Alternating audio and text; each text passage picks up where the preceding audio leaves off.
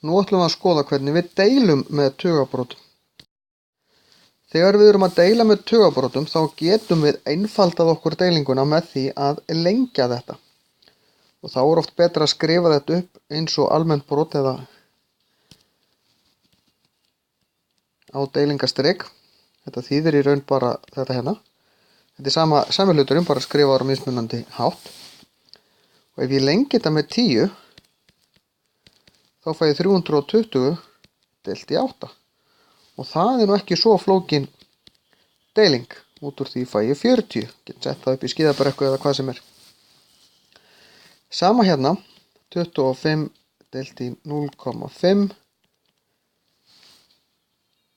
Það lengi ég með 10. Það er 250 50. Passa að gera þetta rétt. Og svo við þessu er 50. Þetta er líka tiltölulega einföld deiling. Stundum þá fæ ég það snúnar tölur að ég er ekkert bættari. Þó ég lengi þetta með 100 þá fæ ég út tölur sem er ekkert þægilegt að deila. Og þá þarf ég í raun bara að slá þetta inn í vasareikni.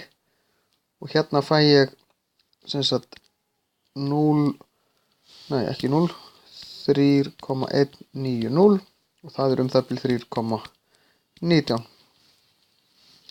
Hérna fæ ég 2,128 og það er 2,13 það bil. Passar námunda rétt.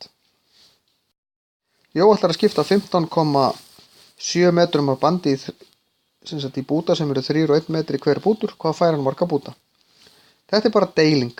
Ef þið eruð í vandræði með hvað á að gera hérna, þá er ágætt að halda bara fyrir tölunar. Og ef við segjum þetta séu 10 metra band sem á að skipta í 2 metra búta, þá verður nú fljóta að sjá, það eru 5 bútar.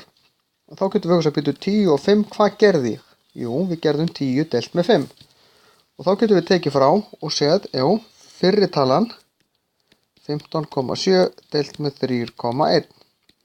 Og þetta sláum við bara inn í vasareikni, fáum 5,064 sem eru það bil 5 bútar.